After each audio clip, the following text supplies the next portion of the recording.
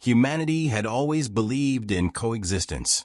For decades, the fragile peace between humans and the Azrith, an advanced reptilian alien species, had been held together by mutual necessity. The Azrith provided access to rare resources in exchange for Earth's scientific advancements. While tensions simmered beneath the surface, the illusion of stability endured. Lena Voris, a renowned xenoanthropologist, had spent years studying Azrith culture, marveling at their complex rituals and unyielding adherence to their caste system. Despite her admiration, she had always sensed an undercurrent of hostility. They respect strength, she often warned the council, but they despise vulnerability. Her concerns were dismissed as academic paranoia. Everything changed on a remote colony planet called Halcyon. Home to over 50,000 settlers, Halcyon was a beacon of humanity's ingenuity. A lush world transformed into a thriving ecosystem. Families had made it their home. Children ran through fields of emerald grass, and the air was filled with laughter. It was a symbol of humanity's hope for the future. The attack came without warning. Azrith warships descended from the skies, blotting out Halcyon's twin suns. Their assault was swift and merciless. Buildings were razed, the ground scorched, and entire neighborhoods annihilated.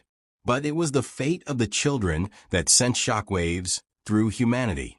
Azrith warriors, driven by some twisted sense of dominance, had specifically targeted them. Survivors later spoke of the terror. Their pleas met with cold, reptilian eyes and the haunting laughter of Azrith soldiers. Lena watched the live feeds in horror from Earth's central hub. Grainy footage of burning villages and screams filled the airwaves. A child, no older than 7, cried out for her mother before an Azrith soldier ended her life with mechanical precision. Lena turned off the screen, trembling. The message from the Azrith was clear.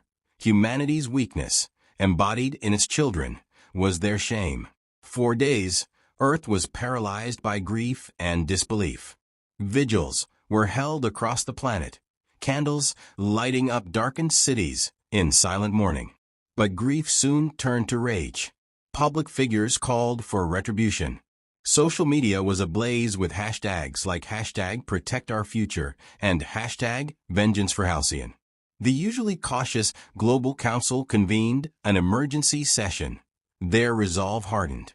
In the council chamber, Lena stood before humanity's leaders, her voice shaking with emotion. This isn't just an attack on Halcyon. It's an attack on who we are, on our future. If we do nothing, we tell them it's acceptable. We must act.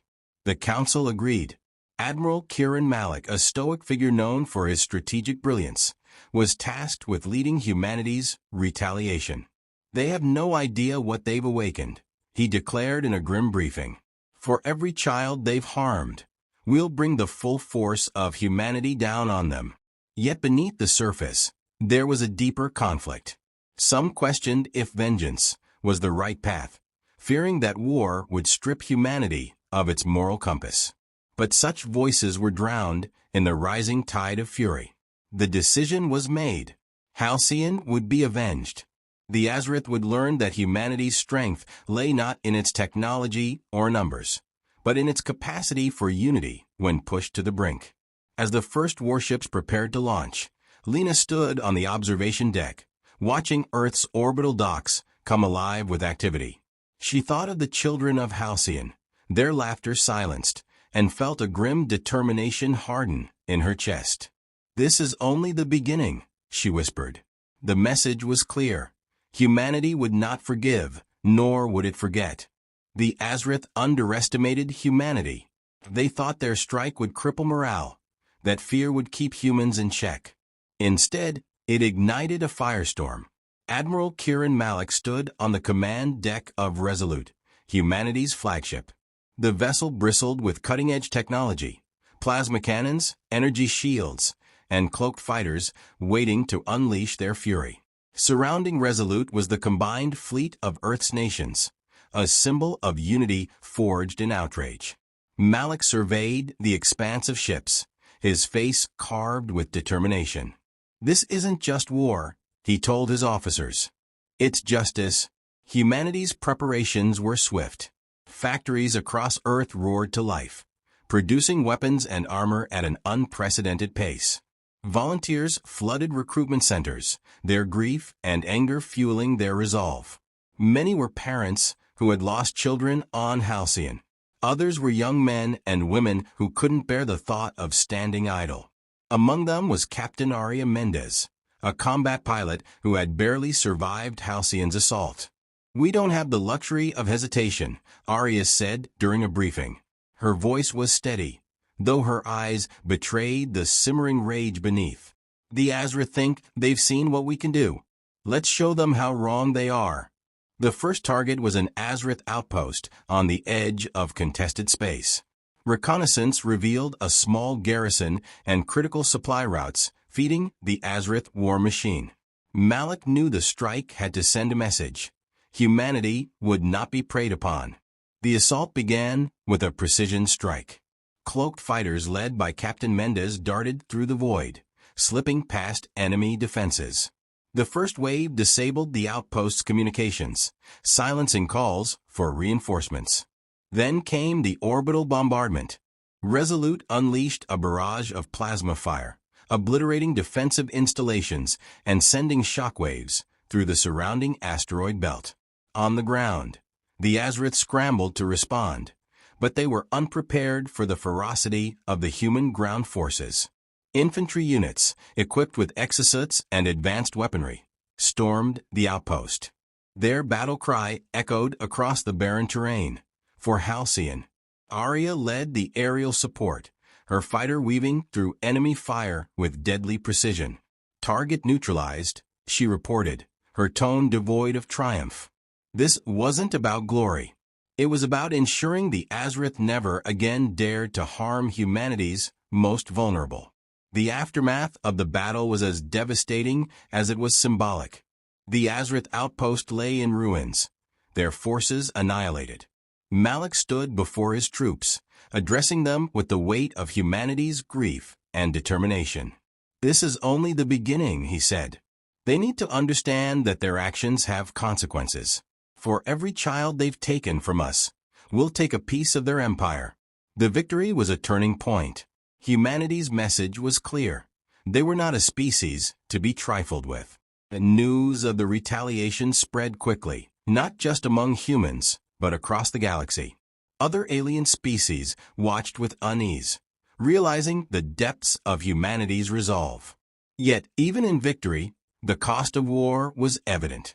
Among the ruins, soldiers found remnants of Azrith civilians, evidence that not all were complicit in their leaders' actions. Some questioned the morality of their retaliation, but their voices were drowned out by the collective demand for justice. As the fleet regrouped, Malik and his officers began planning the next strike. They knew the Azrith would retaliate, and the battles ahead would test humanity's unity and resolve. On board her fighter, Aria sat in silence, staring at the stars. For her and countless others, the fight was personal. She whispered to herself, "For Halcyon, for the kids." The war had only just begun. Humanity was ready. The Azrith High Council convened in a chamber deep within the heart of their homeworld, Zerka.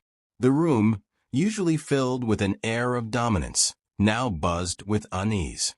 Holographic projections of destroyed outposts and decimated fleets flickered before them. The humans had struck harder and faster than anyone expected, their attacks precise and devastating. "We underestimated them," hissed Zolaris, the Azrith warlord. His scaled hands clenched the edges of the council table. "Their response is disproportionate. They are nothing more than a fragile species grasping at vengeance." "Fragile," countered Vrexia, a scholar turned reluctant advisor. Her amber eyes glimmered with unease. "Fragile species do not dismantle 3 of our strongholds in mere weeks. This is not just vengeance. It is a message. If we do not sue for peace, they will bring the war to Zerka." Zolaris snarled, but said nothing. The truth in her words was undeniable. Above Zerka, humanity's combined fleet loomed, a testament to their unity and resolve. Resolute led the armada, its hull scarred from previous battles, but unyielding. Admiral Malik stood on the command deck, his expression unreadable. "Final confirmation," he said, his voice cutting through the tension. "Do we proceed with the assault?" "We've given them their chance," Lena Voris, now serving as a diplomatic liaison, replied grimly. "They ignored our ultimatum. If we don't act now, we risk them regrouping and striking back. This is our moment to end this." Malik nodded, issuing the order. The fleet moved into position, forming a wall of light and steel. Humanity had come to end the war. The Azrith defenses, though formidable, crumbled under the sheer precision of the human assault. Fighters led by Captain Aria Mendez darted through enemy fire, taking out key installations. Ground forces, reinforced by orbital bombardments, landed on Zerka's surface, pushing their way toward the capital. The battle was brutal. The Azrith, cornered and desperate, fought with a ferocity born of survival. Human soldiers, fueled by grief and determination, met them head-on. Each clash was a reminder of the stakes. Victory meant ensuring the safety of humanity's future, while defeat meant extinction. Aria's squadron provided cover for the advancing ground forces. Her hands moved instinctively on the controls, years of training and raw emotion guiding her. As she destroyed an enemy turret, she thought of the children of Halcyon, their faces seared into her memory. "This is for them," she whispered. Inside the Azrith High Council chamber, chaos reigned. Reports of advancing human forces filled the air, each more dire than the last. Vrexia turned to Zolaris. "We must surrender. Continuing this fight will doom us all." Zolaris roared in defiance. "Surrender? To them? Never." The chamber doors burst open, and a squad of human soldiers entered, weapons drawn. Behind them walked Admiral Malik and Lena Voris. Malik's gaze swept the room, cold and unyielding. "Your war is over," he said. Zolaris lunged forward, but Malik's soldiers stopped him with precision fire. Vrexia stepped forward, her posture one of weary acceptance. "We surrender," she said softly. The fighting ceased within hours. Humanity had won. Days later, Malik and Lena stood in the ruins of the Azrith capital. The once imposing city now lay silent, a testament to the cost of war. Malik's expression was somber. "We've won, but at what cost?" Lena nodded, her voice heavy. "The children of Halcyon are avenged, but this will haunt us for generations." As the fleet prepared to return to Earth, Aria sat alone in her fighter, staring at the fading light of Zerka. The war was over, but the scars it left would never fully heal. Humanity had prevailed, but the victory was bittersweet.